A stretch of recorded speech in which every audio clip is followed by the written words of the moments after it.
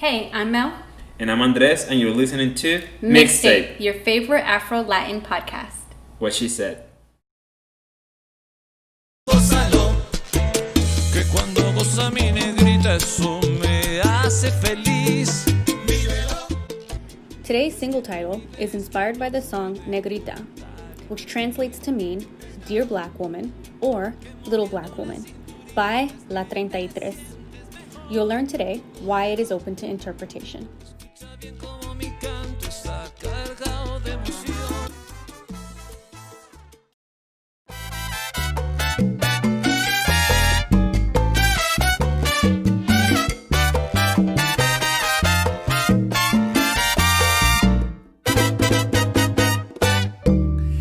No, negrita, no, no bailes más la conga así.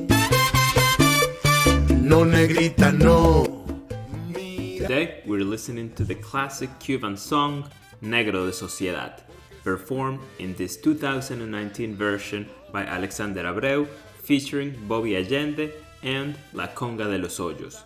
Rumba Habana has a very similar version from 2011. The song is really a dancer's delight. You should go grab a broom or something.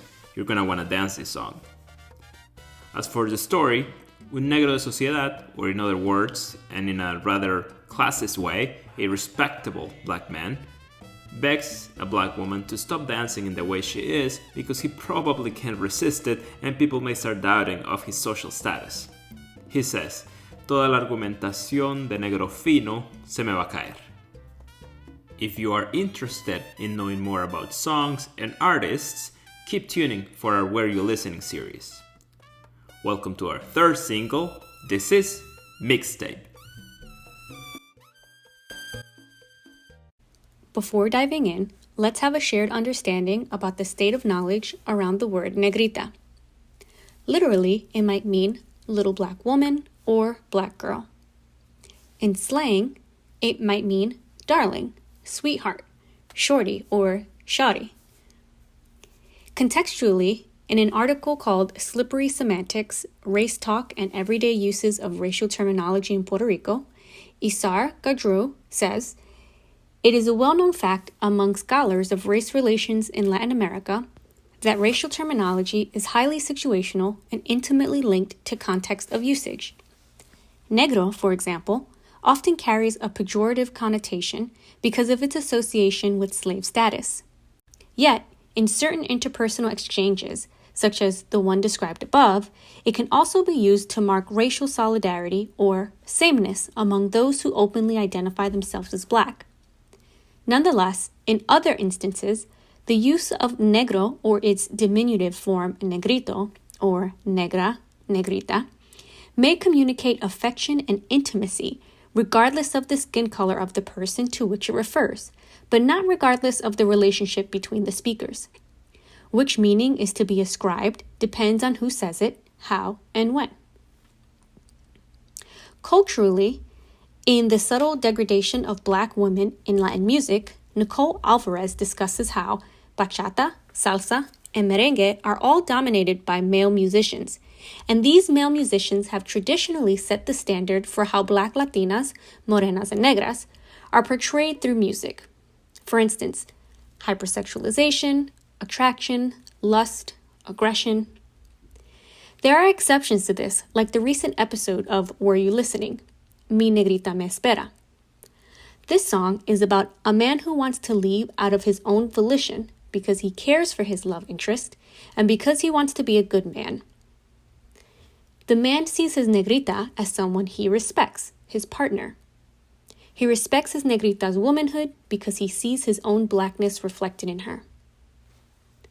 Alvarez goes on to discuss female icons in Latin music, such as Celia Cruz, who worked to reclaim what it means to be morena and negra, and highlights modern female artists. She identifies artists such as Princess Nokia and Nitty Scott, who also use their musical genres to show pride. One example is La Negra Tiene Tumbao, where Celia Cruz stresses the idea that the black woman is a leader, that people want to be like her, and that she should be confident in who she is. Alvarez makes another important note about Celia Cruz's music. She says, Celia Cruz uses the word negra instead of morena to describe the woman. Morena is not used once in the song La Negra Tiene Tumbao. More often than not, calling a woman morena is just a way of softening the fact that she is, in fact, a Black Latina. Celia Cruz does not find the need to hide or soften the Blackness of the woman she is singing about. Lastly, in a recent song by Jennifer Lopez, aka J-Lo, with Maluma, Jennifer Lopez refers to herself as Tu Negrita del Bronx, little black girl from the Bronx. In fact, this song, named Lonely, was originally supposed to be titled Tu Negrita del Bronx. There have been mixed responses to this. J-Lo on Twitter stated that everyone knows she is a Puerto Rican from the Bronx, and that she's never tried to hide that to try and get ahead. While some critics see this as cultural appropriation and a slap in the face to all Black women, others claim negrita does not translate as a term associated with color, rather, a simple term of endearment used by anyone. This is not the full scope of understanding of the use of the word negrita, but it's a good place to start for today's conversation. Hey everyone, I'm Mel. And I'm Andres. And we just want to welcome you to this single mixtape. And we're really excited for this conversation that we will be having today. So as we all know, language is really important. And the words that we use communicate meaning, they carry meaning. And that's why today we're focusing on the word negrita. Right. So, and as you probably know, we've been working in this series called Were You Listening, in which we've been translating and annotating songs that are in our mixtape playlist. And these are songs that talk either directly or indirectly about Black and being Black and Blackness in the Americas. So make sure you listen if you haven't. We have a pretty good selection there, almost 150 songs there already. Then as part of that series and with our work in that series, we've encountered several times the challenge of translating words like negro, negra, negrito, negrita, and variations of those words. In that same context, so most of those songs so far, with the exception of Raza, sort of were 60s and 80s songs, maybe early 90s. And we have, change the meaning of how we use those words and the meaning that we communicate with those words over time, and not only over time, but also across locations. So we wanted to sort of take a deeper dive into the meaning of this word, negrita.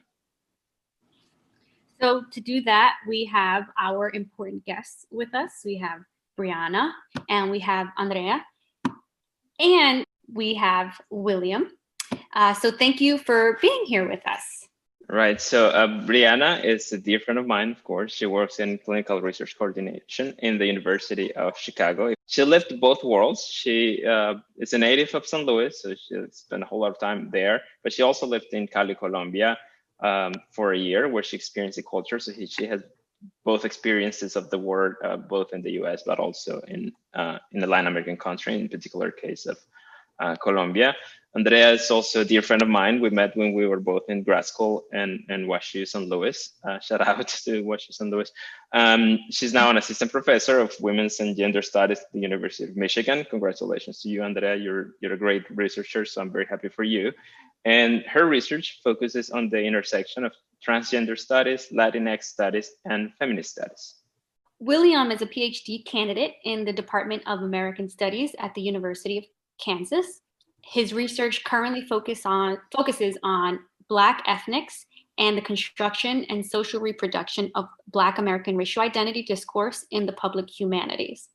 So we came across William's article titled "Who is the Negrito, Negrita, Negritex in Latino Rebels" this past week as we were preparing for this episode, and we reached out because we felt like he would be a great addition to this conversation. Okay, so before we get started with the conversation, we'd like to have you introduce yourself to the readers. So what do you do, which, I already kind of primed you a little bit on, where you're from, how do you identify racially, and why this is important for the conversation that we're having today. And finally, to make things a little bit lighter, what is something that you'd like your listeners to know about you that it's not out there obvious? So my name is Briana. I am born and raised in St. Louis. Shout out to St. Louis. And I identify as African American. I am Blackly Black, even though I took the DNA test and turns out 63%. It's fine. It's cool. The other percent is European, but great grandfather really ruined it. But it's fine. I'm going to specifically go for the Black side. So like Andres mentioned, I am a clinical research coordinator at the University of Chicago. I specialize in prostate cancer. Men, get your prostate checked. But now recently, it's due to the COVID pandemic, I have also picked up COVID-19 studies. And so now it's about 50-50. I do prostate cancer research and I do COVID-19 research.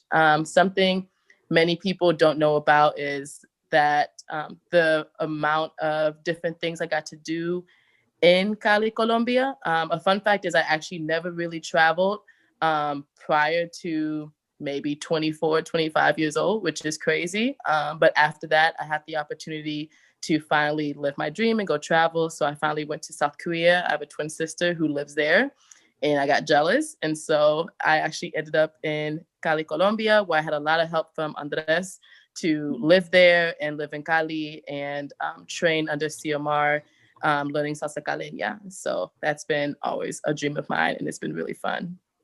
Xiomar, just so that our listeners know, Xiomar is the 2017, I think, Cabaret World Summit winner, I think. And the last question that we wanted to hear from you, Bri, is you identify yourself as Blackly Black African American. Why do you think this is important for the conversation? I think this is important because the way I identify has been the way I have been seen by other people specifically. I'll get into this later on, but because I'm Black and I look Black, but I'm also very light skinned. So that has also been a lot of different types of conversation on how I am perceived. But due to my experience as being Black, especially growing up in mostly a suburban white area where we were one of the first African-American families to move there, we experienced a lot of different backlashes and we were viewed very differently from others. And so due to those experiences, it has helped me grow into the meaning of our conversation today. So I'm Andrea.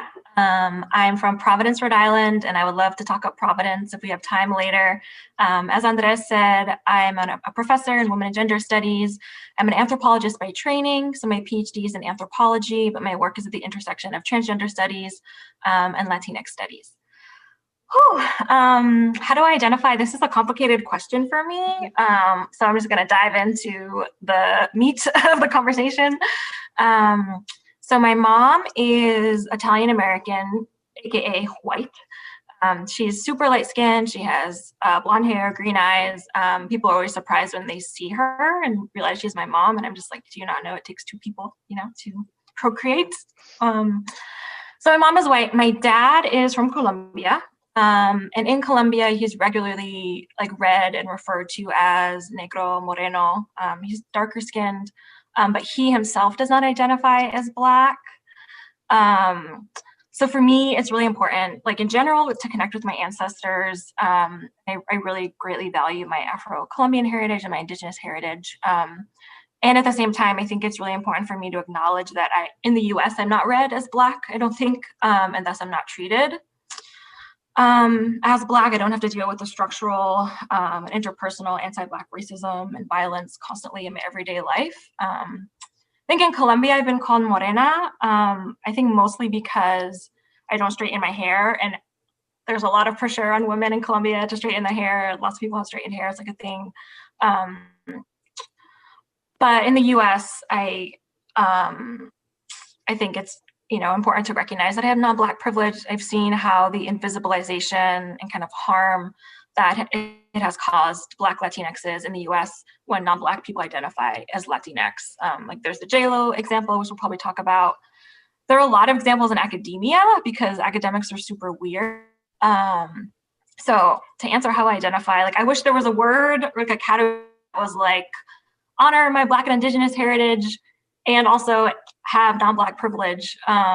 but there isn't a word for that. I don't identify as a white Latina. I'm not read as white. I'm not perceived as white. And I think white Latinxes need to identify as white.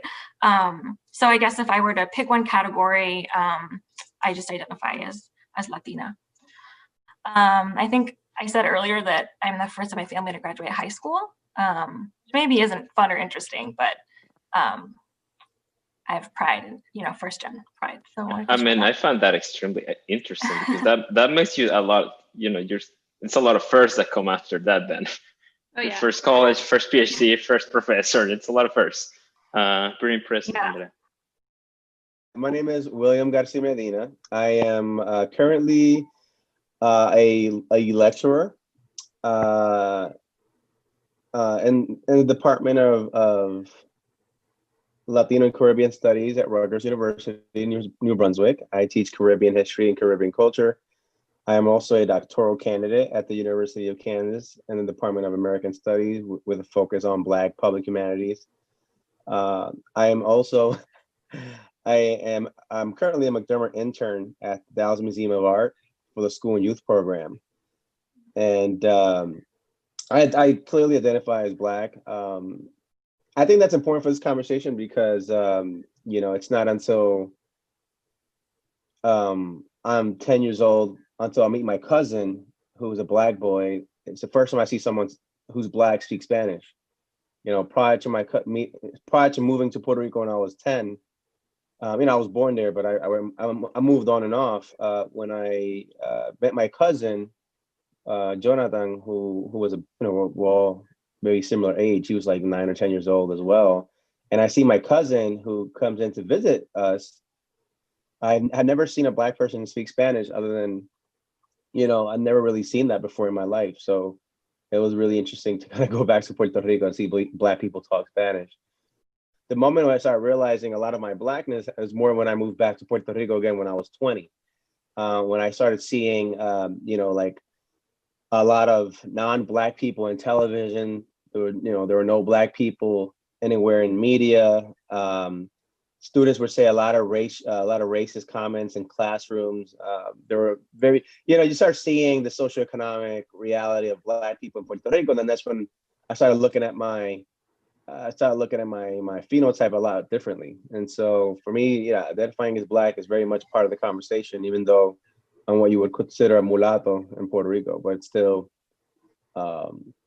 definitely Black. I'm thinking from what you described about your mixed ancestry is really one of the reasons that we decided to call mixtape what it is, because being Latino, Latina, Latinx, like the reality is we have mixed ancestry. Being African American, the reality is there is mixed ancestry somewhere. Thank you, colonization. And so mixtape seemed, really appropriate. So what you're bringing up is consistent with what we're doing here. Yeah, our first episode was pretty much having that discussion, Andrea, that you were having there, trying to describe, so what it is that that we are, we all are. But yeah, let's jump in. Tell us about your understanding, either of you, of the word negrita. First, I'm not Latina. So when I first heard the word, I was actually in high school, and my Spanish teacher was the one that initially told me well, you would be called morena or you would be negrita. And so when I heard that as a Black person, I was like, is that like the N-word? Is that what that is? Because she just called me the N-word. And it took a while for me to understand what that meant. And so I thought it was, and when I first heard that word, I thought it was similar to the N-word, but just slightly less. Like people said it, but it was okay. But then very much time people here think the N-word is just okay to say. So I didn't like it. And then after a while, I got a little bit more explanation. I knew Andres in St. Louis, and so he actually helped me understand it. And then when I went to Cali, which is predominantly Afro-Colombians, it was a complete game changer of what that word meant. So many people called me that. It was just common. And I didn't take it no longer as like them calling me the N-word. It was literally like other Black people, especially Afro-Colombians, they called themselves that. Like Xiomara Rivas, she was always called like, oh, la negrita. That was who she is. Like, oh, you're talking about la negrita, like que baila, like that one. Like she was that person. And then I was starting to be that negrita person where I was like, oh, they never knew my name. That's how they called me. So I started recognizing it as, okay, it is like, oh, the Black girl. I was just known as that. And so it meant something like, okay, like we all say this, like, because we are proud to be Black. But then I started hearing white Colombians say it, but differently. And sometimes the way that they would perceive it didn't seem the way that I perceived it. Sometimes it would be like they would call each other that. And it was so strange to me when I would hear, and it was only around other white Colombians. I never heard them say it around other Black Colombians, but they would call themselves like, oh yeah, negrito. And I'd be like, I'm sorry, who are we talking to? This white boy over here? That's who we're calling negrito? Okay. And so it was actually pretty complex, but for the most part, I was so accustomed to it being this word of strength, but it got very, very tricky when it came to white Colombians using it. So it sounds like for you, it began as, and when you got to Colombia, this form of the use of the word was some form of recognizing you descriptively. Yeah. You said they didn't know your name, but a descriptive way to identify you as a member of that community would be negrita. Mm-hmm. Yeah, I should just for context, since I can offer slight context of Colombian habits and honestly Latin American habits. There's this notion of using description as opposed to names in Latin America. For whatever reason, I don't know historically why we do such a thing, but the color of your hair, the color of your skin, how high you are, how tall you are, how fit or not fit you are, whatever it is, would be used as opposed to your name. That is underlying this, but there's also something to be said about the groups that we choose to use that method of referring to someone with, right? So because using this description erases part of who you are and puts you in a broader category. So that's something that we're not exempt from. That's what I wanted to say. So when we say among ourselves, let's say, so I was negro in the neighborhood. So if another Black person calls me negro, I'm like, sure, we're cool. But if somebody else calls you negro, that has somebody that doesn't belong to the culture calls you negro, that has a slightly different meaning in the sense of what Briana was saying. What you feel is that it's a little bit of an invisibilization. Kind of now you're exactly the thing that you said. You're the negra, la negra, el negro, no longer Briana, the person who does clinical research, who dances, now you're la negra, and that's it. Right? That summarizes your meaning. So that's also is that tension between, yes, it's descriptive and we're getting to the endearing, but also it has that invisibilization that Andrea was talking a little bit about earlier. That reminds me of in preparation for this episode, I was talking to my best friend and her mom, and we were talking about the use of the word negro, negra, negrita, and my best friend's mom mentioned that she had an uncle in her family who was very dark, but everyone called him Blanco. And so we talked about, she said she was so confused growing up as to why his name was Blanco, and started to believe that the word Blanco actually meant black because of the way black and Blanco starts. And then realizing that that's not the case. And she was like, why do we call him Blanco? And I was like, how curious that is, because it could have been a way of kind of making fun of his skin color by saying the complete opposite. I would not be surprised if that was the case. Yeah, that was my assumption of that. So yes, recognizing you descriptively, but also attaching some meaning to the word, whether it's consistent with the way you look or completely inconsistent with the way that you look. Yeah. Yeah. What about you, Andrea? Yeah. So my family, my Colombian family, members of various shades and races, they use the word negrita as an endearing term. So that is kind of how I first encountered it and what I think of. I think about the word and what it means to me. So for example, I have a cousin who's super sweet, and they're always like, oh yeah, Beto es un negro, es un negrito, to kind of like highlight how kind he is. And my dad also calls me mi negrita in like a very loving way, in addition to like all my other nicknames. So like he'll call me like mi niña, mi princesa, Andreita, Andreina, mi negrita. Like it's one of many nicknames that express love and care. And I think when my dad calls me it, it's like pretty complicated because like my dad's using it. He's viewed as Black, doesn't identify as Black. He's using it to talk about a significantly lighter skinned daughter. So like that's pretty complicated. But I think in general, it always made me uncomfortable. Even as a child, I think I could kind of see very clearly that there, in my opinion, there's a connection between negrita as a term of endearment and like the mammy figure, right? So like this figure of like the fat Black woman who's expected to take care of everybody and everyone else's kids, but like maybe not herself and her own kids. And of course, you know, this figure originates from slavery, right? So I think, you know, for me, and how I've seen it used in my family and used for me, that it makes me uncomfortable. Yeah. It's interesting thinking about the way family members use it. I have a cousin who is a bit darker than me, and I have I guess, cousin-in-law who's very light-skinned, and when they talk to each other, the light-skinned cousin-in-law, she'll refer to her as Black girl. So she's like, hey, Black girl, and she's like, hey, girl, but it's like, I love you, Black girl, like, I'm recognizing you, Black girl. Mm-hmm. The way we use it in our family context can be interesting. Yeah, so what I was going to add, two things there.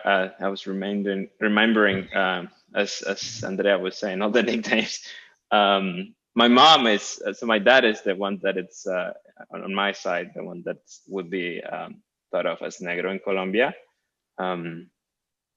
My mom is I would think, I would call her white Latina, but she probably has a mix of native and white and Spanish. She has, I don't even know how many nicknames for me, as Andrea was described. Negrito, mi negrito el baite, mi negro bello, you know, 100 million different versions of that. But she been sort of light skin or either white Latina. It's, if you think about it, it can be problematic. So it has a very complex structure to it. The other thing I was going to say is something Briana mentioned at the beginning about understanding negrita from the perspective of somebody that first hears this word in the US and thinking, oh my God, is this person calling me the N-word? And I can totally see it. I had the exact opposite of that, right? So growing up, being, you know, my nickname again until I left the country was Negro. And my friends calling me Negrito, my mom calling me Negrita. One of my friends, and I think I said this in the first episode, one of my friends, American-born friend from Colombian parents who was living in the same neighborhood, he would use the N-word to refer to me in Colombia. But I didn't know anything, so I didn't speak any English. So for me, that was another version of saying Negrito, right? So the complete opposite of your experience, in which I'm like, okay, this is just another way, so it's probably fine. And then discovering the meaning when I came to the US was, you know, completely shocking. For you, it was like, oh, this word actually means also endearing. Yes, it can be conflicting, but it can also mean endearing. For me, it was like, oh, wait a minute, that's not what that word means. So it's very interesting to see, you know, how the meaning switches. Yeah, no, yeah, absolutely. You know, like most people, I grew up hearing that word a lot, and you know, especially a lot of people in salsa. You know, I think salsa music was the first time I really, you know, started hearing that word a lot. You know, and you know, people like Cano Estremera, like a super pale white Puerto Rican male singer would say the word negrito all the time, and just so salsa music is definitely the one that is the genre of music that really introduced me that term, negrito and negro. Yeah, like when I live in Puerto Rico, most people just call each other, people. It's usually a lot. This is kind of weird. A lot of like negro. Yeah, definitely the older generation would call each other negro and negra a lot more often. People of older generations would reference themselves as negro and negra as endearment. It's like, you over there, or negro, come here. And so, when I was younger, I just thought that was just, and obviously reggaeton was the second kind of introduction to the word negro, but very similar to salsa music, where they were just kind of using that word around, but not as much as salsa. Salsa was definitely the one where a lot of people were using that word around, and it was really interesting. But yeah, that's where I got introduced to that term, and it's not until I get, I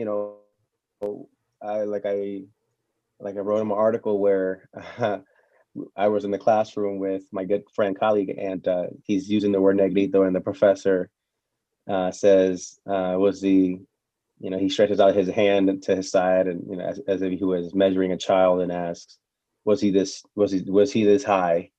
When he says he says no, I meant negro, and like I said in the article at that time, there was Tego Calderon was kind of using that black affirmation. He was using a lot of black pride within his Puerto Ricanness, and and so that kind of got me thinking into like how blackness is used as an extension of something.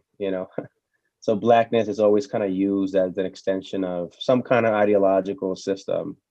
When I learned that blackface was used in Cuba in order to represent Cubanness, and especially after 8 years wars happening against Spain, when I found out that blackface is being used as a way to like manifest Cubanness, that for me was impactful, because I was like, wow, blackface is being used in order to highlight national identity, which is kind of heinous, right? I mean, it's kind of hard to think about for me. And so then I started thinking about all the time, how blackness has been an extension of either some kind of national identity or some kind of ideological system. And so obviously, and I'm always thinking about what happens to Black people. Then what is the worth of Black people if blackness is always used as national identity or as a form of language that is for everyone,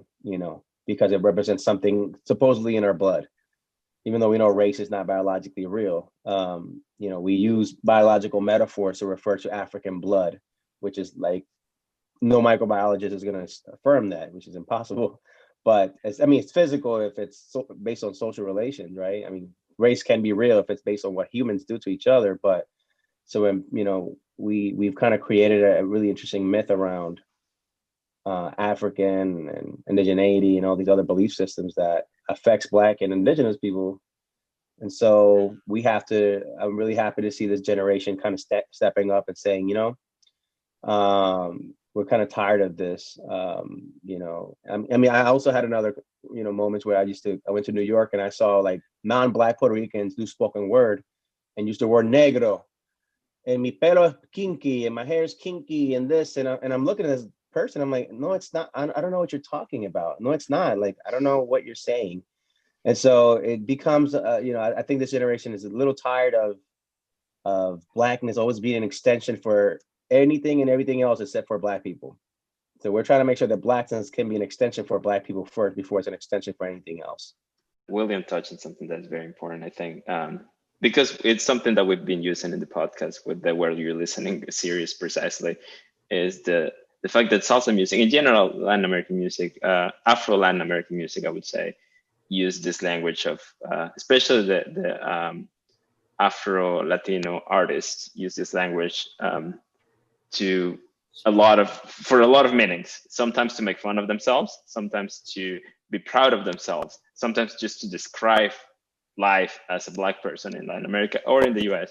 So that's something that we've been, like, all of that normalcy that here with mixtape, we say it's not only a right of the white race, it should, normalcy, which should also be a right of any other race, in particular Black people. Like, you should be able to be, yes, a superstar, and you should be able to be an awful person, and you should be able to be an average person, because guess what? We're just humans, and there's no biological differences. So you're going to find persons all over the distribution, and that doesn't represent the whole race for one single individual. So that's one thing. And the other thing is this idea of how negritud or Blackness was used as a political agenda, which William was mentioning how it was done in Cuba, which, as you know, was one of the main ports through which slavery was happening, or the Atlantic slavery, but also it happened in very similar way in Brazil, right? So the identity of Brazil was constructed by the government around Blackness as well. So the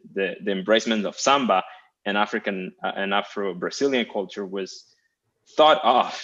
It was a plan, the political plan, to build the national identity that William is mentioning as well in Cuba, to unite Brazilians around the flag, not for the benefit of Black people in Brazil, but for the benefit of the ruling classes of Brazil, and unite the country politically. So it's been done in several countries as well. I want to take us back to this J-Lo situation. I saw a post about this. I had not heard the song before seeing the post. So was I biased by the post? I'm not sure. But as you all know, there's the song called Lonely by Jennifer Lopez and Maluma, which was intended to be called Tu Negrita del Bronx. Someone advised them to change the title, which we're all happy that they did so. But, now there's been conversation about who gets to use this word, who gets to describe themselves this way. As you mentioned, William does a great job of digging into this in his opinion piece. I'm curious as to how Briana and Andrea are taking in this information and making sense of who gets to use this, who doesn't get to use this, who gets to describe themselves. So J-Lo, I've always already had a little bit of a about, simply because a lot of her past too, just the way, and I completely agree. She's from New York, she's from the Bronx, and so the way that she represents that style, obviously that's her experiences, the way that she grew up. But this isn't the first time that I have heard her use the term calling herself Negrita. And so I think this is just the first time she put it in a song where other people could hear it. Because if you look back, I used to be like, as embarrassing as it sounds, when you're in high school and you have to choose a Latin artist and do a conversation about them and blah, blah, blah. Mine was J-Lo. And I used to have to look up her old interviews and stuff like that. And she called herself Negrita a lot. And she recognized herself a lot, as she would talk about like being with Black people and seeing herself as Negrita and this. And I remember at that time I was like, girl, no, you're not. Like, you're not. And then also too, the reference, it's tricky too, because that is what people view as Latina anyway, is J-Lo. I didn't know, as horrible as it sounds, I did not know there were Black Latinos until maybe I was 20 or 21. Like, that was my very first time knowing that they were Black Latinos, because I never saw them on TV. It was when the wonderful Viva, when like Andres and I would go there, and there was like these Black people speaking Spanish, and I was like, oh shoot, like there's Black people that know Spanish. And then Andres looked at me like, they're Latino, Briana, like, of course. And that's sad. But back to this J-Lo situation, it's just, I think that she has already viewed herself as more morena and more negrita than I think that she actually is. And she has a lot of privilege from being a lighter skinned Latina. And so I have never truly listened to a lot of her songs too much. I recognize her as a performer, but it just already made me feel awkward seeing her publicize the way that she is, but then also making money off of sometimes what I see is more of Black money, if that makes sense. It just made me feel very uncomfortable. I just started, as I got older, starting to support people who I felt like deserved to be supported whole-roundedly, and not weren't making money like an Iggy Azalea. Not saying she's an Iggy Azalea of music, but there's just certain points where I just think that she makes money off of certain Black aspects when she's not Black. Yeah, I mean, I'm not from the Bronx. I'm from Brooklyn, but I lived in the Bronx for long enough in Castle Hill, where J-Lo is from. And when you're living in Brooklyn or the Bronx, you know, the way that the neighborhood structure is set up, it's such a mix of culture. And so I think in some ways it could be easy to think that she's of the culture because of the environment. But what's interesting about Jennifer Lopez to me is that there's some people who cannot turn Black on and off, right?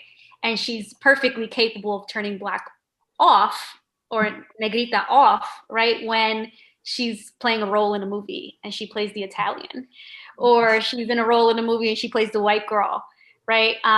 And so my sister and I have this discussion all the time. What is she of the culture? If she is of the culture, what is she allowed to say? What is she not allowed to say? But the fact that she could turn this aspect of herself, how she identifies, off and on, is a clear indication of the way that you can use this kind of descriptive language in ways that benefit you, and then turn it off when it doesn't benefit you. Yeah, I totally agree with so many of the points that both you and Briana made. And first of all, let me say that I had not seen the video yet. So right before we all met, I was like, I guess I have to watch this video, and saw that it was 9 minutes. And I was like, really? I have to waste 9 minutes of my life on this? I watched the video. I just looked at the clip. It's 9 minutes long. So I have a lot of thoughts and feelings about the video, but I want to kind of emphasize something that Briana said, which is that not only has she used this word before to describe herself, but in addition to that, she's saying out loud what so many other folks are already like embodying and doing. So I'm thinking about so many artists, white Latinxes, even white non-Latinxes, who visually appropriate like Black aesthetics and style. So, you know, like getting super tan, wearing braids, hoops, head wraps. She was wearing a head wrap. And, you know, also just thinking about appropriating music, you know, Black Afro-descendant music more broadly. So just want to say, like, she said it out loud, but, you know, there are so many people who are guilty of this. As far as the video goes, oh my gosh, there's just so many scenes that are just so incredibly hypocritical that we could analyze. So it starts off where she's like sitting in a castle/plantation while she's unwilling to recognize that her ancestors probably benefited from, you know, labor that happened on plantations, stolen from enslaved people. The fact that she makes herself a victim of police brutality is just so upsetting and enraging. And there's even scenes of her, when she says the phrase, she says it from behind bars. Which is incredibly, I think, insensitive and, you know, arguably an act of violence against folks who have been subject to the prison industrial complex and police violence. So those are some thoughts about J-Lo in general. I mean, something else that's interesting to me about J-Lo, because I'm interested in how certain folks, races and genders are hypersexualized. You know, when we think about J-Lo, we think about like her booty, her butt, and how for her, you know, it's racialized in some ways, and it's racialized as attractive because, you know, it hints to darker ways of being.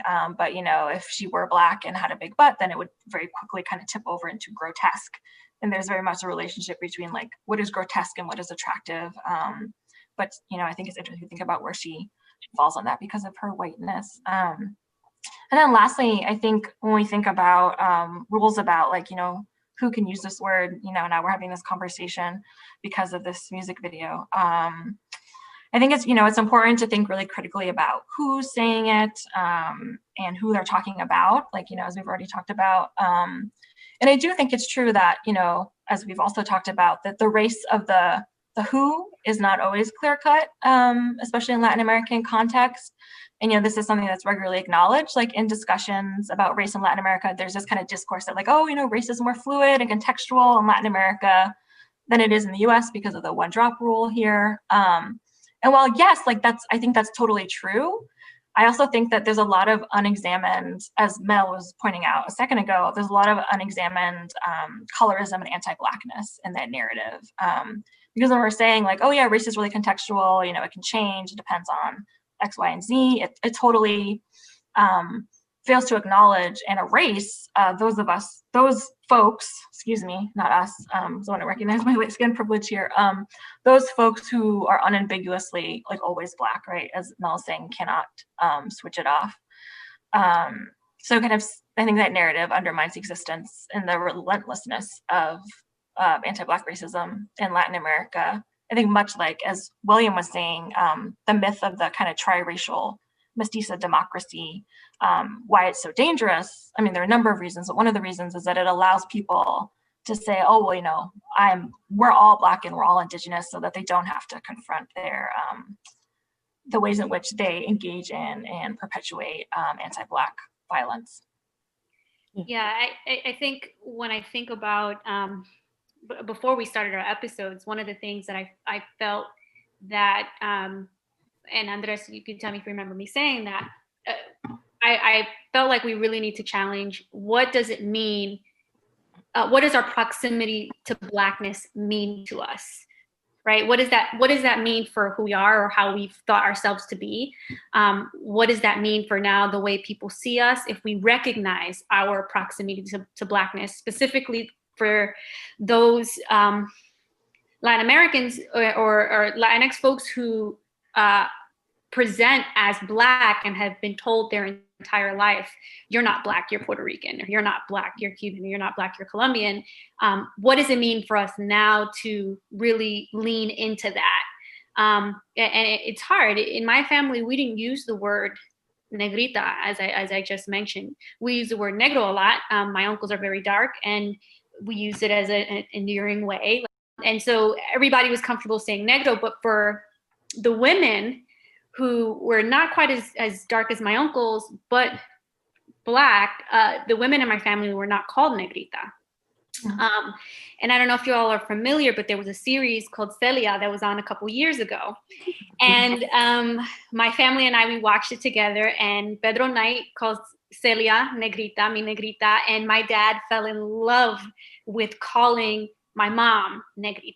So he's now my parents are the most like adorable couple ever. They post on Facebook all the time with their couple pictures. And my dad is constantly like, this is my negrita. I love you, my negrita. And now they're using it in a way that's more endearing. But when I think back, that I don't think that was the case for my family before it was presented in a way that it could be endearing when you're calling someone who is negra, negrita. Rather, it was avoided because they didn't want it to be offensive. As we moved into discussing, okay, what we can do to question or better our understanding when to use this word, I would want us to think a little bit about, or say our impressions about where this endearing use of the word came from. Because I mean, 150 years ago, it's not like calling you negrito was endearing. So how is it that now we arrive into this, and this probably has to do with what William mentioned before about the usage of Blackness as a political tool to build identity. But when was it that we probably should at all times use the word in an endearing way, if not just descriptive, but that was not the case, of course, in the US at all. And it was also not the case in, I'm pretty sure, any Latin American country, that we use the word as a positive way of describing or a way of showing love.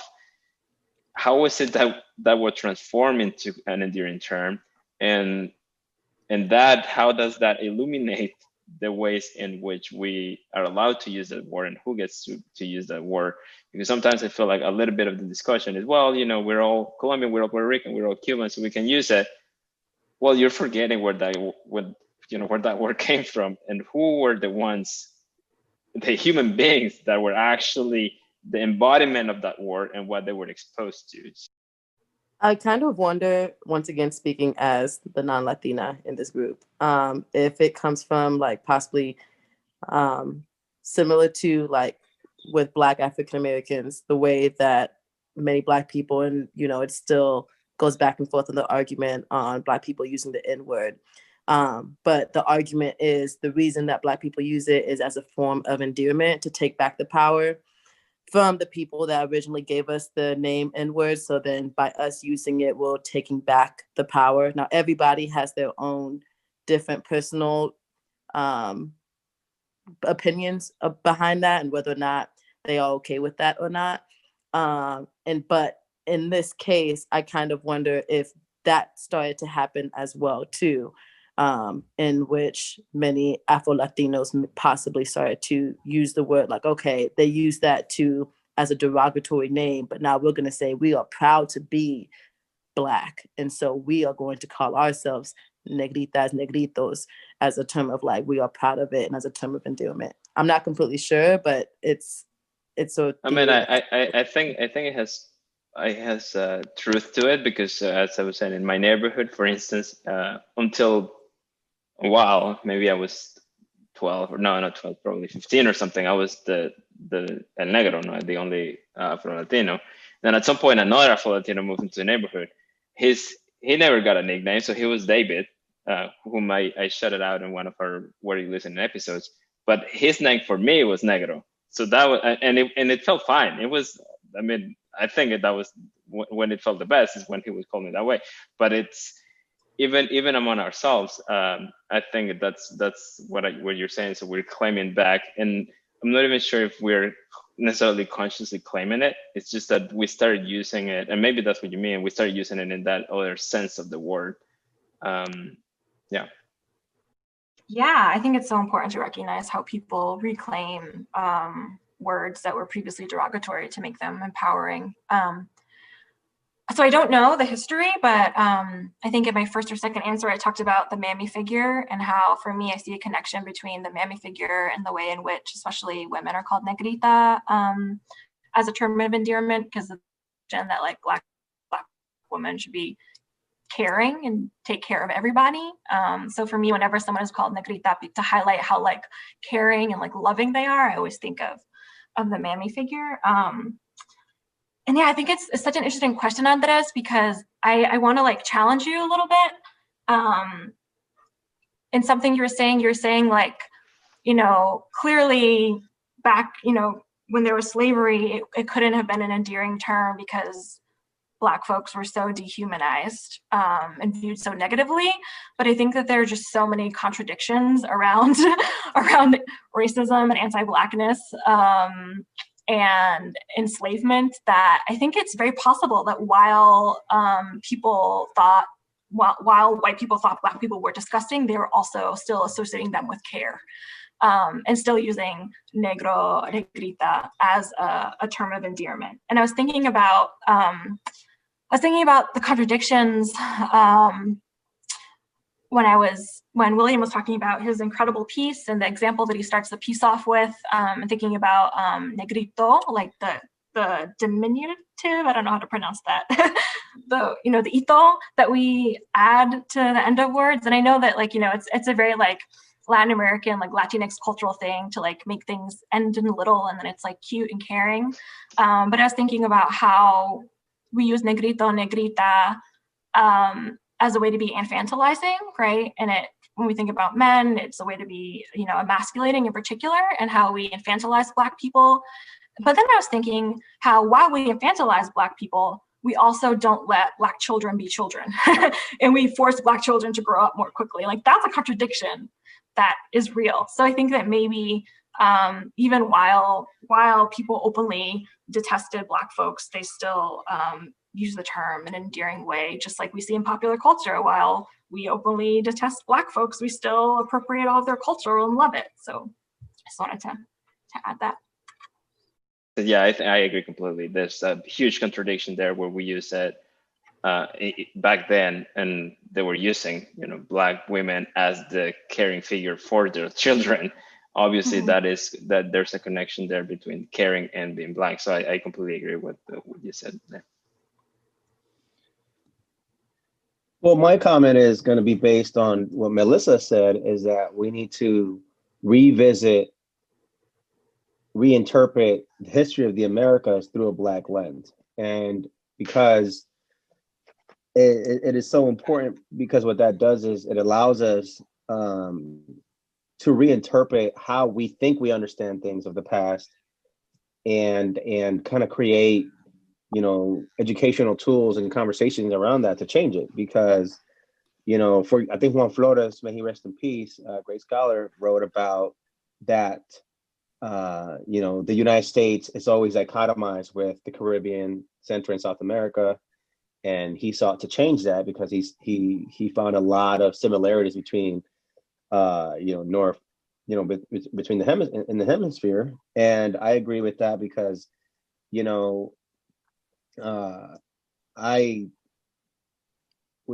tend to think of, and I think at least in the Puerto Rico case of 1898, going back to what I wrote, is I believe that I do firmly believe that,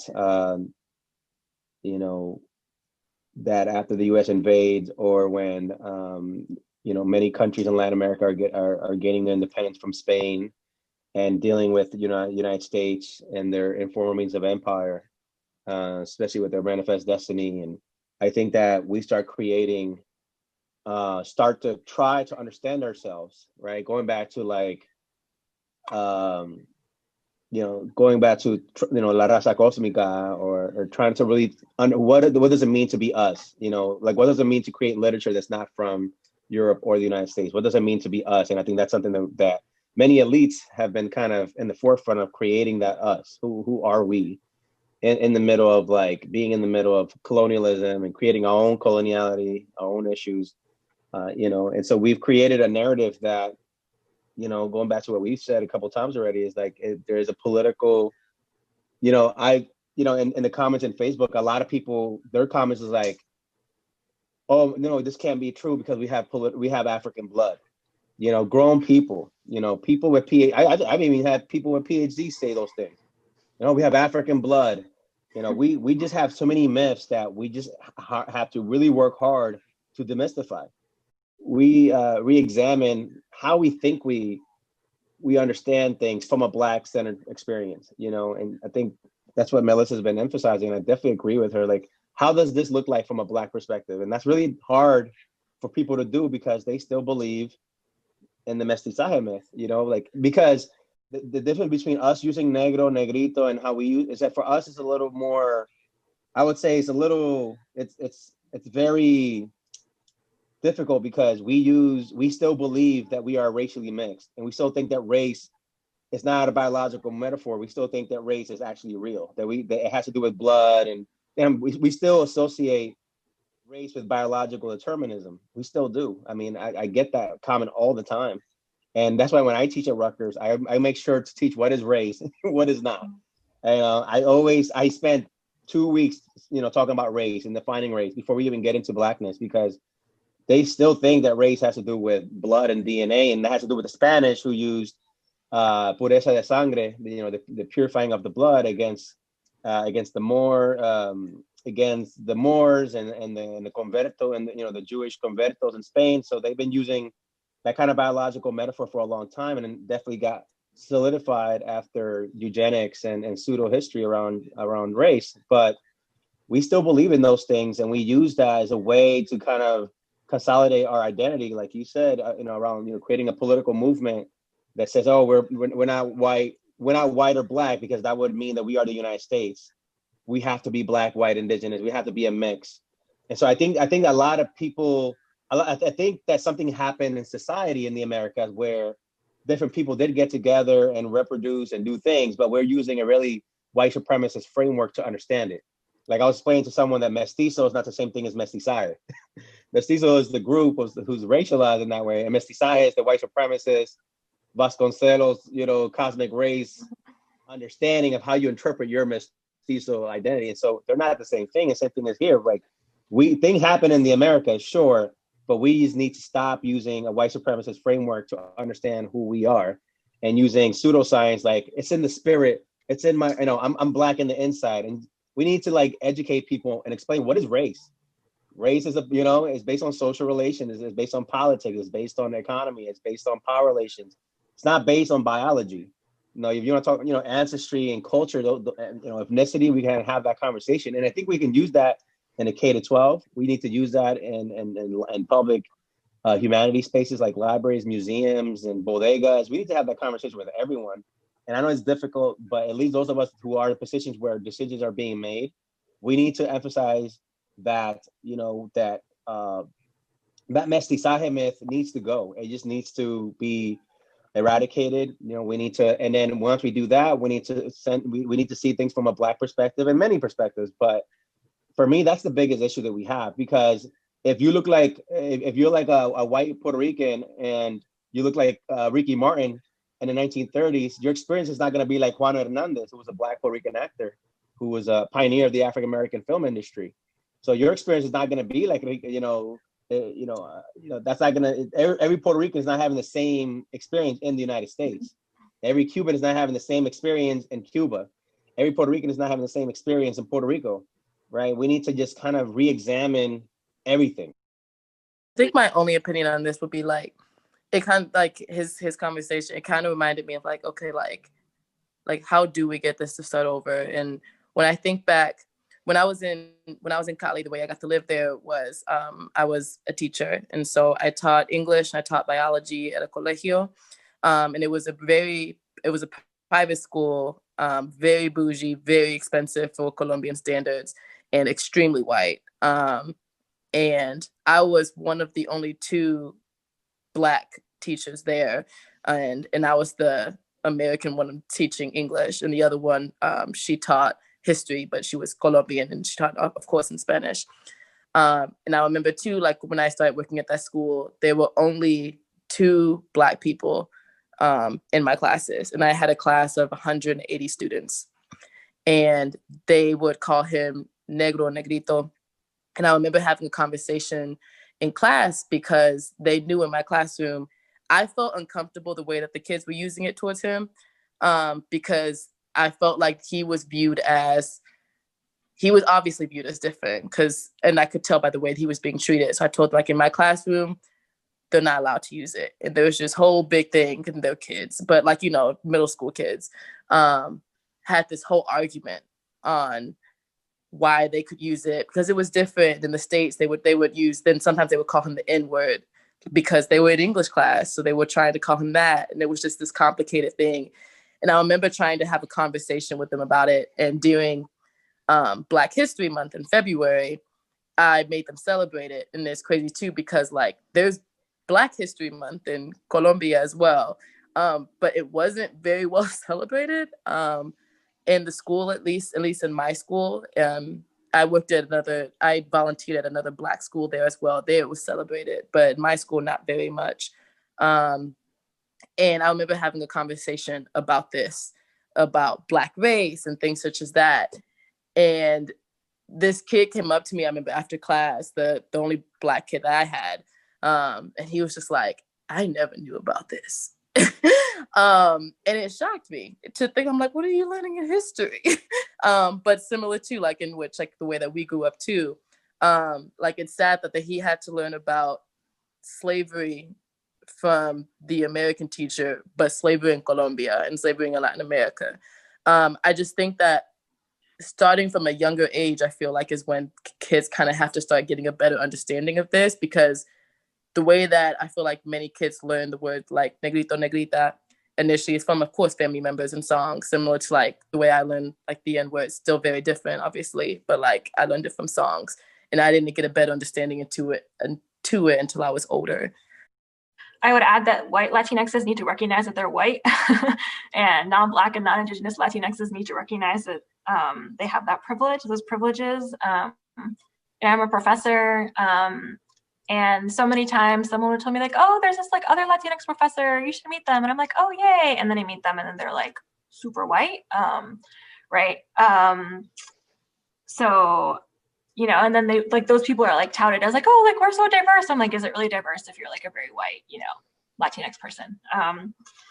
So recognizing all of that, and of course, just emphasizing what William has said, centering Black Latinx, Black Latin American experiences and knowledge is of the utmost importance. And then I think maybe the last thing I would add is that I really appreciated how Mel got us to think about gender and how the term is gendered in different ways. And I think, you know, as we think about structures of racism, you know, we should take an intersectional approach, which means always thinking about structures of racism in connection to structures of sexism, and then even to take that a little bit further. So not only, you know, thinking about sexism against women, but also thinking about how structures of racism work together with systemic transphobia. So also, you know, as we think outside of the racial binary, I also want to make sure that we think or think critically about a racial binary. We also think critically about kind of gender binaries and other systems of oppression that intersect with racism. Well, thank you all for your time. You're all brilliant. I mean, this conversation has been so rich, and I'm sure it will continue through posts and op-eds and all the other ways that we can continue to educate each other and educate the people we love and the people that don't love us so much about the use of language in our everyday lives. So again, thank you for joining us. Andres, any last words for our guests? Of course, if not only for our guests, but also for our listeners, we've had already a couple of episodes addressing different things. We started from the perspective of dancing, but of course we were not naive. We both have studied this in different ways and experienced it in different ways. So we're not naive in thinking that this is something that only happens in dancing. But it was the platform through which we wanted to express this. So we have some material there as well that the listeners should definitely explore, as well as our new series that where you're listening, where we're actually trying to explore the usage of these terms and the perception of Blackness in the Americas through the music that uses this language and in very sometimes great ways, but sometimes in very conflictive ways. So I invite you all to listen to those episodes as well, and to keep on the loop for the new singles and new topics that we're going to be bringing into the future. And yeah, thank you very much for joining us. I think you guys gave us great insights. Mira que soy de sociedad. Thanks for listening. Stay tuned for more Were You Listening tracks in the weeks to come. This is Mixtape. De negro fino se me va a caer. No, negrita, no.